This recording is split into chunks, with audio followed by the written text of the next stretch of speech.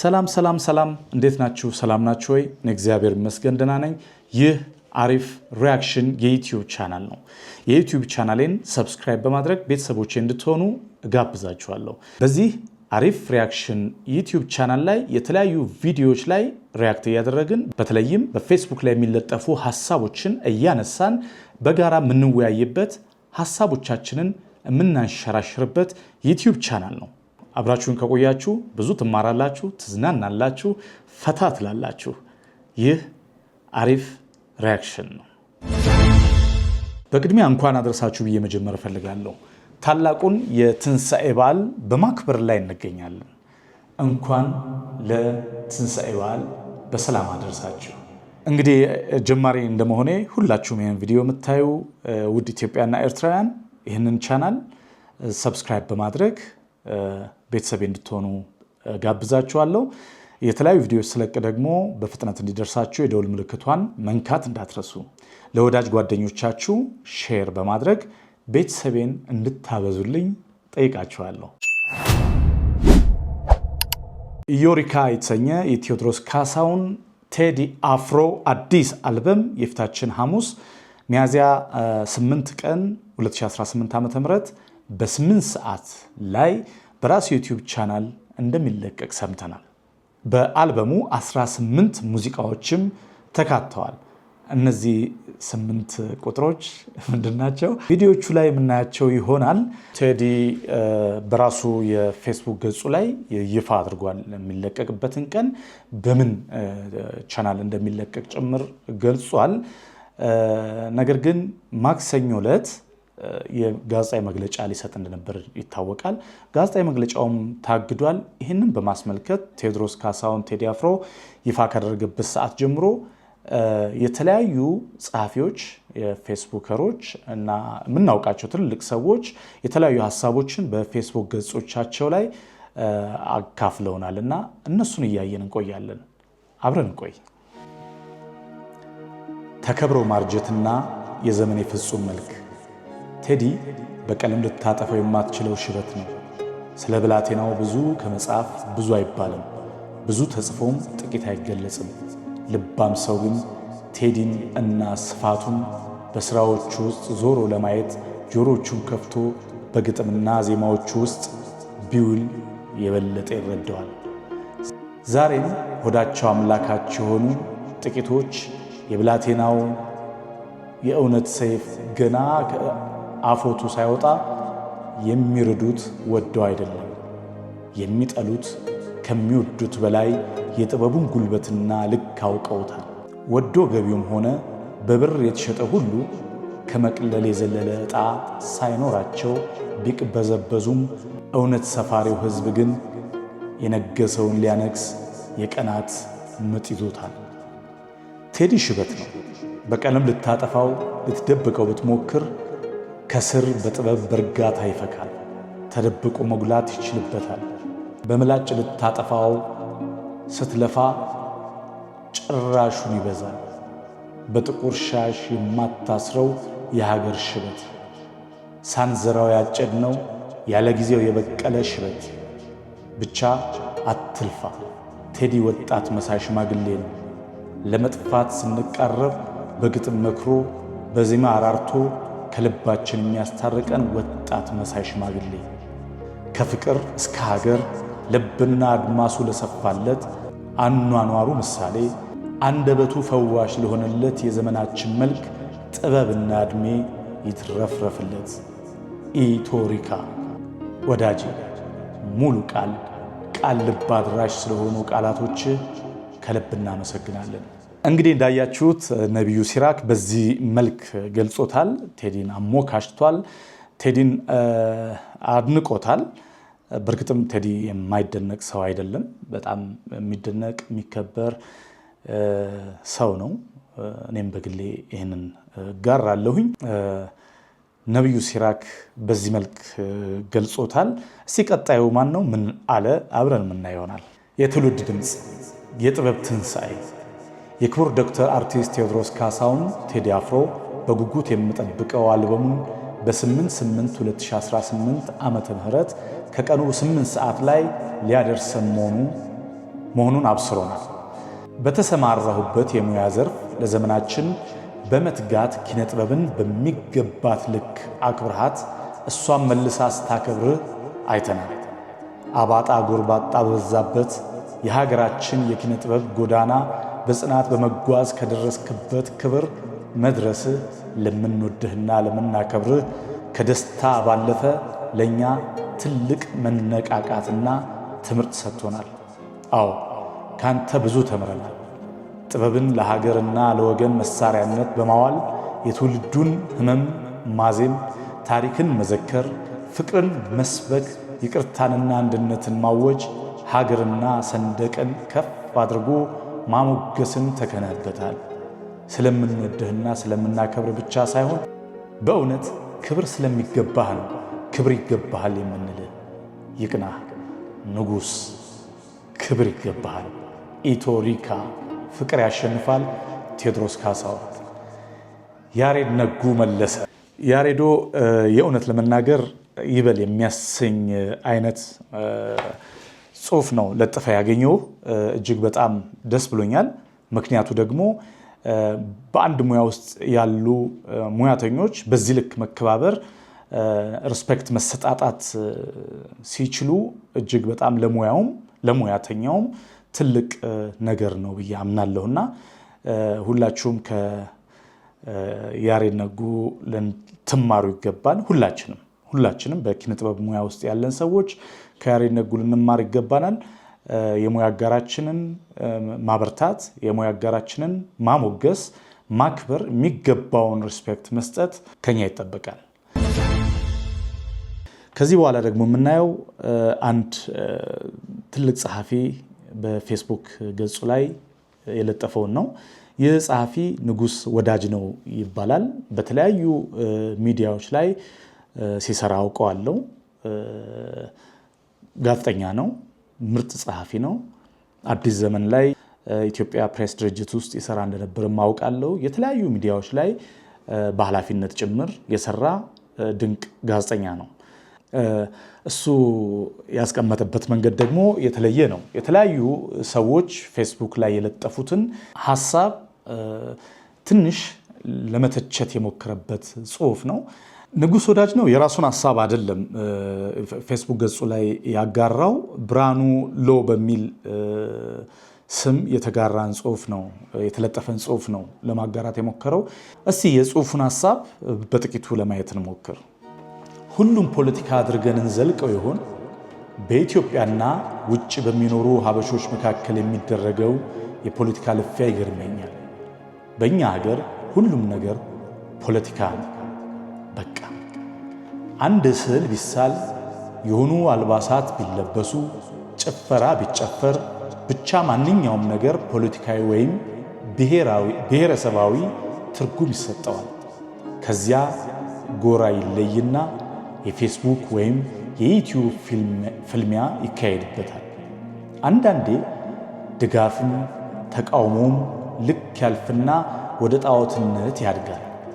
የምናደርገውን ለከት የሌለው ድጋፍ ወይም ተቃውሞ ሲያይ የጉዳዩ ባለቤትም ሳይገርመው አይቀርም። ግን ሁላችንም ችግራችን ላይ እንደማተኮር በማያገባን ገብተን እናልቃለን። ይህን ሰሞን ደግሞ መጨቃጨቂያው የቴዲ አፍሮ አዲስ ይወጣል የተባለው አልበም ነው። ይህ ጭቅጭቃችን ካልጮሁ አይወለድም እንዴ ብላ የጠየቀችውን የፈረንጅ ዶሮን ነው የሚያስታውሰን። የፈረንጅ ዶሮ ድምፅ ሳታሰማ በቀን 2 እንቁላል ልትጥል ትችላለች ወር ሙሉ። የሀበሻ ዶሮ ግን ሰፈሩን ቀውጤ አርጋ ነው እንቁላል የምትጥለው። ብትጥልም ትንሽ እንቁላል ነው። እናም ሰፈር ሳንረብሽ እንቁላላችንን መጣል ብንችል መልካም ነው። እናም በዚህም በቡድን ተቧድነን ምናልባትም ዘፋኙ ያልፈለገውን ሁሉም በየወገኑ የፖለቲካ ቁማር መቆመሪያ ባያረገው መልካም ነው። መንግስት ሙዚቃውን አግዶታል የሚል ብንሰማም ከመንግስትም ሆነ ተከለከለ ከተባለው አካል አልሰማንም። ግን በአቋራጭ የመነታረክ ሱሳችንን እያስታገስን ነው። መቼ ይሁን ከውሸት እርስ በርስ ከመበላላት ወጥተን ለሀገር እድገት የምናስበው? መቼ ይሁን የኔ ወገን ከዚህ ብሔራዊ ዳቦ ትልቁን ድርሻ የሚወስደው እያል ማሰባችንን የምንተወው? ፖለቲካችን እንደሆነ ሆድና ጨጓራ እንጂ አንገትና ራስ የለውም። ልብ ይስጠን። ሰላም ለሁላችን። ብርሃኑ ሎ። እንግዲህ ሐሳቡ የብርሃኑ ሎም ይሁን የንጉስ ወዳጅ ነው። ይህን ይመስላል የተጋራው ሐሳብ። እናንተ ምን ትላላችሁ? እዚህ ላይ ይህን ሐሳብ ትጋሩታላችሁ ወይስ? እስቲ ሐሳባችሁን ኮሜንት ሴክሽን ላይ አስቀምጡልኝ። ሌላ ጊዜ ደግሞ ይዤው ምቀርብ ይሆናል። ወደሚቀጥለው ሐሳብ ስንመጣ እጅግ በጣም የምንወደው በተለያዩ ስራዎቹ የምናደንቀው እና ከብረው በተለይም ፌስቡክ ላይ የተለያዩ ሐሳቦችን እያጋራን ዓመታትን ያስቆጠረው ጋዜጠኛ ተስፋዬ ማሞ ያጋራውን ነው። በተለየ መንገድ አልበሙን ለመግለጽ ሙከራ አድርጓል። ምን አለ የሚለውን የምናየው ይሆናል። ተስፋዬ ማሞ ያነሳው ጭብጥ የአልበሙ የሚወጣበት ቀን፣ ዓመተ ምህረት፣ ሰዓትና የአልበሙ ላይ የሚገኙ ሙዚቃዎች ብዛትን መሰረት አድርጎ ትንታኔ ለመስጠት ነው የሞከረው። 8 ቁጥር እስቲ አብረን ነይ። ተስፋዬ ማሞ 8 ቁጥር ንግርት ወይስ ምን? ቴዲ አፍሮና ኢቶሪካ እንገምታለን፣ እንገምት ዘንድም እንገደዳለን። ኢቶሪካ ለምን በ8 ቁጥር ታጠረ? በአጋጣሚ ወይስ የይሁነኝ ውጤት? እንመልከተው። 8 ቁጥር የትንሣኤና የዘላለማዊነት ምልክት ነው። ይህ አልበም በ8/8/2018 በ8 ሰዓት ይለቀቃል። 18 ዘፈኖችንም ይዟል ተብሏል። ስለዚህ 8 ቁጥር በቁጥር ንግርት ሲታይ 7 ቁጥር የውህደት ፍጻሜ ሲሆን 8 ቁጥር ደግሞ የአዲስ ጅማሬ ወይም ትንሣኤ ቁጥር ሆኖ እናገኘዋለን። 8 ቁጥር አግድም ሲተኛ በማይቆራረጥ ሽክርክሪት የሚኖር የዘላለማዊነት ምልክት ነው። ኢቶሪካም የኢትዮጵያና አፍሪካ ታሪካዊ አንድነትና ጥበብ ለዘላለም የሚሻገር በማይበጠስ የዘመናት ሰንሰለት የሚታተም ነው ለማለት የታለመ ይመስላል። 8 ቁጥር ሚዛን ባላንስ ነው። በታሪክና ወቅት በቁሳዊውና በመንፈሳዊ ዓለም መካከል ያለውን ሚዛን ይወክላል። ኢቶሪካም ታሪክን በዘመናዊ ጥበብ አጣጥሞ የሚያቀርብ ለትውልድ የሚመጥን ሚዛናዊ የጥበብ ስብስብ ነው ለማለት የተፈለገም ይመስላል። ኢቶሪካ በፕሮሞሽን እይታ በጣም ጥሩ የሚባል ስያሜ ነው። አዲስ ቃል ነው፣ አጭር ነው፣ ግጥማዊ ወይም ፖኤቲክ ቃና አለው። በታሪክ ላይ የተመሰረተ የኢትዮ አፍሪካ የአንድነት ውህድ ይመስላል። ይህ ውህድ በቁጥር 8 ተወክሎ መቅረቡ ደግሞ ጥበቡ ከጊዜ አልፎ ለዘላለማዊነት ከሀገር አልፎ ለአህጉር ትንሣኤ የሚመኝ መሆኑን የሚያበስር የንግርት ምልክት ነው የሚል ጥርጣሬን ይፈጥራል። ይህ ሁሉ ታዲያ ግምት ነው። ከግምት አልፈን እውነተኛ ምንነቱን አስተንትነን የምናውቀው በቁጥር 8 የታጠረውን ቀን ስናልፍና ከዜማዎቹ ጋር ስንገናኝ ይሆናል። መልካም ዕድል። እንግዲህ ተስፋዬ ማሞ እንደነገርኳችሁ እጅግ በጣም ተወዳጅ እና አንጋፋ ጋዜጠኛ ነው። እሱ ደግሞ ያቀረበበት መንገድ እጅግ በጣም ለየት ያለ ነው። 8 ቁጥርን ነው ሊተነትን የሞከረው። እውነት 8 ቁጥር ምክንያታዊ ወይስ ሌላ ነገር ኖረዋል? ጊዜው ደርሶ ቴዎድሮስ ካሳሁን ቴዲ አፍሮ በራሱ አንደበት የሚነግረን ይሆናል። የምታውቁት ነገር ደግሞ ካላችሁ ከዚህ ነገር ጋር በተያያዘ እንደዚህ አይነት እውቀት ያላችሁ ሰዎች የኮሜንት ሴክሽን ላይ የገባችሁ እንድታጋሩን በዚሁ አጋጣሚ ጠይቃለሁኝ። ወደሚቀጥለው ደግሞ ስንሄድ እንደዚሁ እጅግ በጣም በሀገራችን ውስጥ አሉ ከሚባሉ ጸሐፌ ተውኔቶች አንዱ የሆነው ጸሐፌ ተውኔትና ጋዜጠኛ ቴዎድሮስ ተክለአረጋይ በፌስቡክ ገጹ ላይ የተለየ ነገር ጽፏል።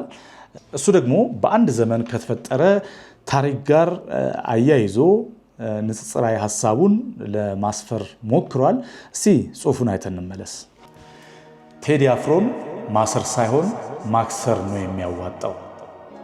በኢህአዴግ ዘመን ነጋዴዎች ወቅታዊ ጉዳዮችን ታሳቢ አድርገው የሸቀጦች ዋጋ በማናር ህዝቡን የሚያማርሩበት ደረጃ ላይ ደረሱ። መንግስት አላግባብ የዋጋ ጭማሪ ያደረጉ ያላቸውን ነጋዴዎች ማሰር ጀመረ። የስጋ ዋጋ ተምኖም ማናቸውንም የሀገሪቱ ዕውቅ ልኳንዳ ቤቶች ሳይቀሩ 1 ኪሎ ስጋ ይመስለኛል በብር 56 ብር እንዲሸጡ አዘዘ። በዚያን ጊዜ የተከበሩ አቶ ቡልቻ ደመቅሳ ፓርላማውን ለሚመሩት አቶ መለስ ዜናዊ ክቡር ጠቅላይ ሚኒስትር ነጋዴን ማሰር ሳይሆን ማክሰር ነው የሚያዋጣው፣ ስንዴውን ሲሚንቶውን ከውጭ በገፍ አስገብቶ ገበያው ውስጥ መርጨት፣ ህዝቡ የቀነሰለትን ነው የሚገዛው። በዚህ መንገድ ነጋዴውን ማክሰር እንጂ ማሰር አያዋጣንም፣ አስረን አንጨርሰውም አሉ። በወቅቱ አቶ መለስን ጨምሮ ሁሉም የፓርላማ አባል የጃጃ ሐሳብ አድርገው አጣጣሉባቸው። አቶ መለስ እንደውም ሲሚንቶ ማለት ድንጋይ ነው፣ እንዴት ድንጋይ በመርከባት ጭነን እናመጣለን አሉ። ያው ፓርላማው የደንቡን አጨበጨበ። አቶ ቡልቻ ላይ አራዶቹ እንደሚሉት ሙድ ያዙባቸው። ይሁንና አቶ ቡልቻ እንደፈሩት የመንግስትና የነጋዴው ትግል በነጋዴው አሸናፊነት ነው የተቋጨው። መንግስት ያሰራቸውን ፈታ፣ ነጋዴውም እንዳሻው መሸጡን ቀጠለ። ስንዴና ሲሚንቶም ከውጪ በመንግስት እየተገዛ መጥቶ መሸጥ ጀመረ። ትላንት ሊሰጥ የነበረው የድምፃዊ ቴዎድሮስ ካሳሁን ቴዲ አፍሮ ጋዜጣዊ መግለጫ ተከለከለ መባሉ ነው የአቶ ቡልቻን ማሰር ሳይሆን ማክሰር አባባል ያስታወሰኝ። ሐሳብን መከልከል ማሰር ማለት እሱ ነው። ጋዜጣዊ መግለጫውን የከለከለው አካል ይህን ያደረገው ለመንግስት ታስቦ ከሆነ ትልቅ ስህተት የሰራ ይመስለኛል። በብልጽግና ውስጥ ያለ የድምፃዊው ደጋፊ ሆን ብሎ ያደረገውም ይመስለኛል። የድምፃዊው ጋዜጣዊ መግለጫ የተከለከለው ሐሳቡ ህዝብ ጋር እንዳይደርስ ነው። ተከልክሎስ ውጤቱ ምን ይሆን? የኢቶሪካ አልበም ጉዳይ ክልከላው ከመፈቀዱ በላይ አድናቂዎቹ ጋር አላደረሰው፣ ሙቀቱን አልጨመረውም። ምን ቢሆን ነው አላስባለው? ስራዎቹ ወጥተው ለመሰማት ጉጉት አልፈጠረም? እኔ ብሆን ለመንግስት ይህን መንገድ አልመክርም። እንደውም እነ ኢቲቪና ፋና ጋዜጣዊ መግለጫው ላይ ተገኝተው ደመቅ አድርገው እንዲዘግቡት ነው የማደርገው። ድምፃዊውን አከስረዋለሁ እንጂ አላስረውም። እንግዲህ ከአዳምና ሔዋን ጀምሮ በመጣ ልማድ የሰው ልጅ የተከለከለ ነገር ከተፈቀደው በላይ ትኩረቱን ይስበዋል። ቀጥሎስ በሬዲዮና ቴሌቪዥን ጣቢያዎቻችን ሁሉም ዘፈኖች ያለ ክልከላ ይለቀቃሉ። ባይቀርቡስ ማን ነው የሚጎዳው? ለድምፃዊ ቴዎድሮስ ካሳሁን ዝና ስራዎቹ የድምፃዊው ተሰጥኦ፣ የሙያ ዲሲፕሊኑ ወዘተ ትልቁን ድርሻ ቢይዙ የኢህአዴግ መንግስት ድምፃዊውን እንደ ጥበብ ሰው አለመቁጠር ቀላል የማይባል አስተዋጽኦ አበርክቶለታል። ኢህአዴግ እያሳደደ ዝና ጨምሮለታል። ቴዲ አፍሮን ከድምፃዊነት አውጥቶ ፖለቲካ አድርጎታል። አሁንም ያንን ማድረግ አያዋጣም። ወደድንም ጠላን ድምፃዊ ቴዎድሮስ ካሳሁን የዚህ ትውልድ ድምፅ ነው። እውነት ለመናገር የትናንቱ ጋዜጣዊ መግለጫ ተሰጥቶ ቢሆን የመከልከሉን ያህል ላያነጋግረን ይችላል።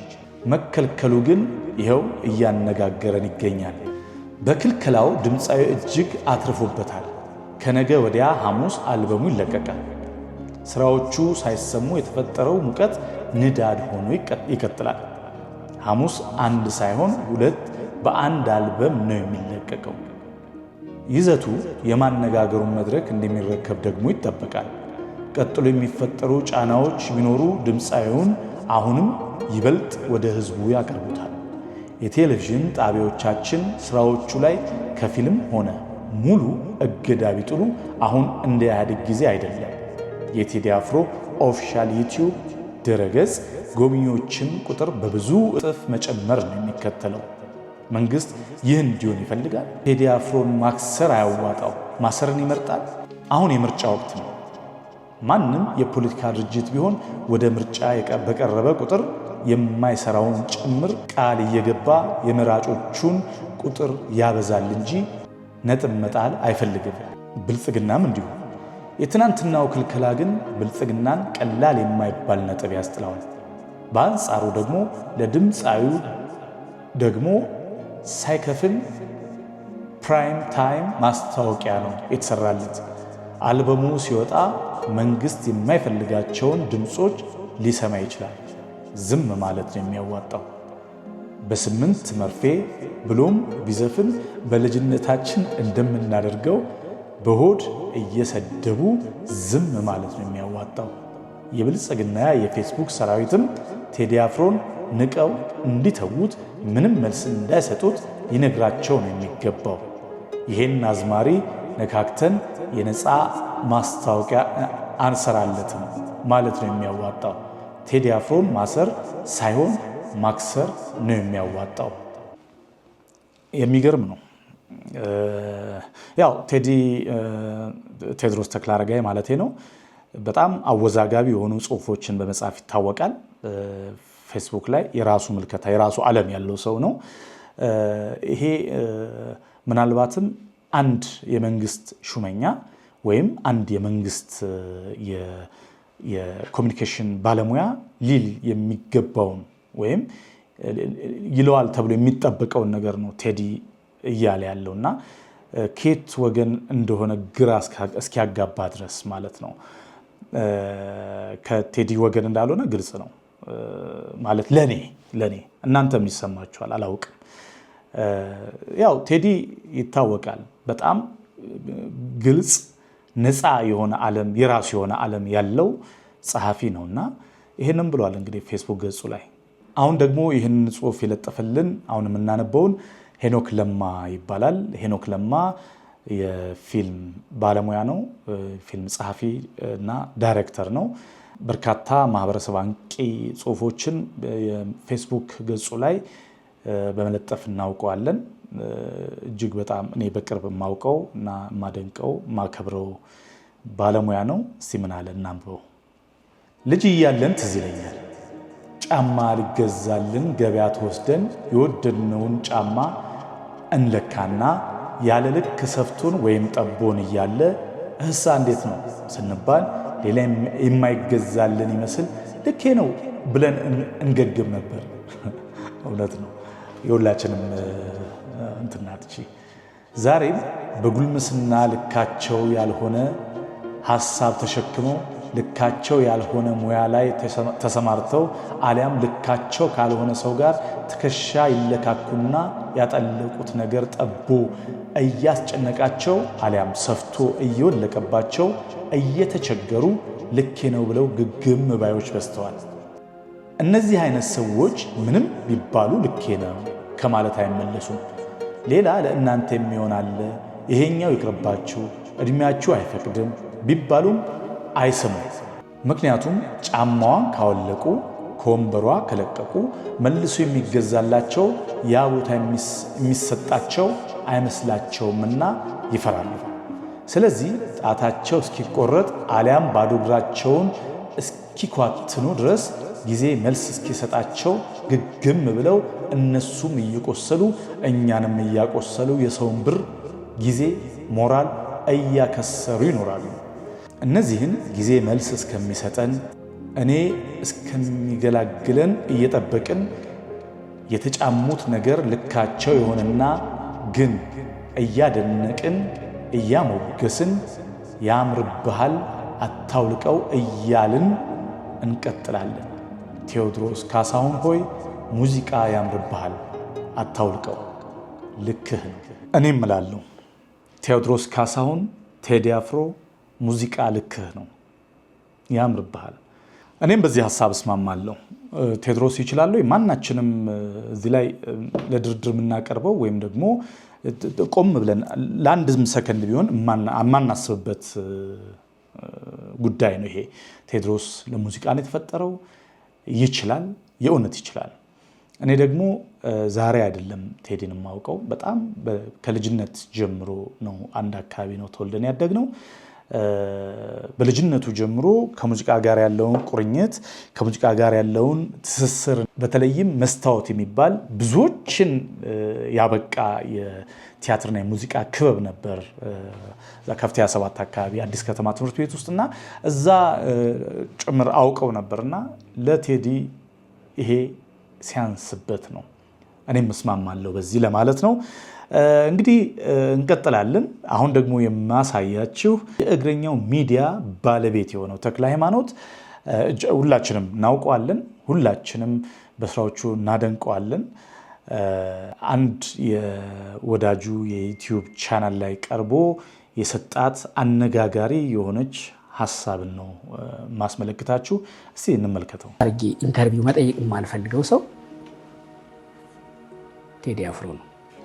ቴዲ አፍሮ ይሄ ባለፈው አንተ አላውቀውም ያልከው፣ በእርግጥ እሱ በአንተ እሱን አላውቀውም ማለት ውስጥ ካንተ ኋላ ያለውን ድቅድቁን የማወቅ አቅም አለው እሱ። እኔ ደግሞ እንደማቀው እንደመወደው እንደማደንቀው በዛ ቦታ ስሙን መጥራቴ ከኔ ኋላ ያለውን ረቂቁንም የማወቅ አቅም አለው። መላከ ብርሃን ነው ቴዲ አፍሮ። እሱን ባገኘው ቁጭ አድርጌ የመጠየቅ ሐሳብ ምናምን እንዲህ ምን የሚል ምኞት የለኝም። ማግኘት ማድረግም አልፈልግም። አውቃለሁ እንደሚያቀኝ፣ አውቃለሁ ደግሞ ኢንተርቪው ለስራ ብዬ ብጠይቀው ፈቃደኛ እንደሚሆን አውቃለሁ። የሆነ ጊዜ ለሆነ ጉዳይ እፈልጋለሁ ብለው ስልኩን እንደሚልክልኝ ወይ የሆነ ቦታ እንደሚያገኘኝ አውቃለሁ። ግን ኢንተርቪው መስራት ግን አልፈልግም። አንዳንድን ሰው ዝም ብለህ ከሱ ብቻ በሚመጡ ሐሳቦች ዝም ብለህ በሆናቸው ብቻ እየወደድከውና እያደነቅከው እንዲኖር የምትፈልገው ሰው አለ።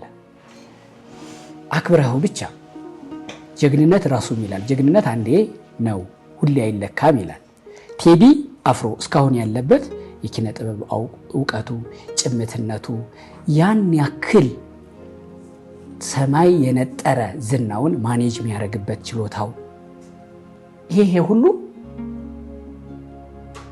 በዚህ ጊዜ እንዲህ ብለህ ነበር፣ በዚህ ጊዜ ደግሞ እንዲህ አልሆነም። ይሄ ምን ማለት ነው ከነከ የምትለው ሰው አይደለም። የሆነ ድካም ይኖርበታል። በዚህ ጊዜ እንዲህ ተሳስቷል፣ በዚህ ጊዜ እንዲህ ብሎ ዘፍኗል፣ በዚህ ጊዜ እንዲህ ተናግሯል እያልክ ህጸጹን ፈልገህ የምታደናቅፈው ሰው አይደለም። የበለጠ ወደ ብፁዕ ማዕረግ እንዲደርስ የምታግዘው የምትመኝለት የምትጸልይለት ሰው እንጂ ኢንተርቪው ለማድረግ ስለዚህ አንተ የምትለው ክቡር ዶክተር ብፁዕ ቴድሮስ ብፁዕ ላይ እንደደረሰ እኮ እንደሚደርስ አስባለሁ። እቺ ሐሳብ ብዙዎችን አነጋግራለች። እኔ በግል ማውቃቸው በግል ያገኘኋቸው በዚህ ሐሳብ ላይ በርካታ ነገሮችን ሲሉ አስተውያለሁና ለምን እንደሆነ አላውቅም፣ ለኔ ብዙ ግርታ አልፈጠረብኝም። ቴዲን ስለማደንቀው ስለማከብረው ይችላል ብዬ ስለማስብ አይደለም። ብጽህና ምንድነው ብዬ አሰብኩኝ። አንድ ሰው ለአንድ ጉዳይ ለተሰጠበት ጉዳይ ሲበቃ የሚሰጥ ማዕረግ ነው ብፁህ የሚባለው።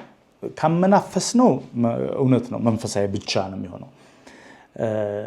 ተክለ ሃይማኖት ግን ሊል የፈለገው ነገር እኛ የምናውቀውን የመንፈሳዊ ብጽህና ሳይሆን በሙያው ቴዲ አፍሮ በሙያው ባለበት ፊልድ ያለውን ስታተስ ለማሳየት ነው የሚመስለኝ። እኔ እናንተስ ምን ትላላችሁ? ተስማምቷችኋል ወይ? እውነት እንደተባለው ክቡር ዶክተር ብፁዕ ቴዎድሮስ ካሳሁን ሊባል ይገባዋል ወይ? እስቲ ኮሜንት ሴክሽን ላይ የምትሉትን ሐሳባችሁን አስፍሩልኝ። በብር ኢዮቤልዩ በወርቅ ሰረገላ በሚሊዮኖች ልብ የነገሰ ቴዲ አፍሮ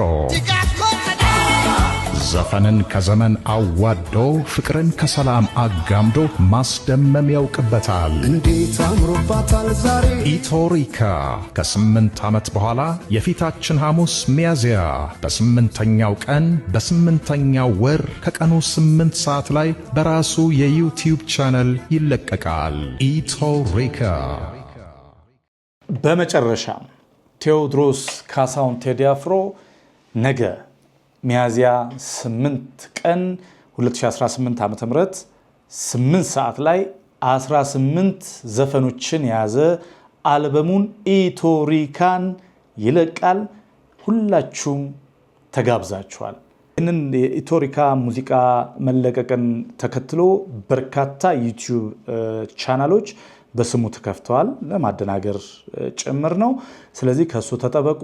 ትክክለኛውን የቴዎድሮስ ካሳሁን ቴዲ አፍሮ ዩቲዩብ ቻናል ቴዲ አፍሮ ኦፊሻል የሚል ዩቲዩብ ቻናል ነው። 1.3 በላይ ከ1.3 ሚሊዮን በላይ ሰብስክራይብ ያለው ነውና የሙዚቃ የሚለቀቅበት። ሰብስክራይብ እያደረጋችሁ ሙዚቃውን ተጋበዙ። ውድ ቤተሰቦቼ ለዛሬ ከአሪፍ ሪያክሽን ያዘጋጀውላችሁ ቪዲዮ ይህንን ይመስላል። ሰብስክራይብ ያላደረጋችሁ ሰብስክራይብ በማድረግ ቤተሰብ ይሁኑ። የተለያዩ ቪዲዮዎች ስለቅ ደግሞ ቶሎ ቶሎ እንዲደርሳችሁ የደውል ምልክቷን መንካት አትርሱ። ላይክ፣ ሼር በማድረግ አበረታቱኝ። አዲስ ነኝ፣ ቀጥላለሁ። በተለያዩ ቪዲዮዎች የምንገናኝ ይሆናል። መልካም ጊዜ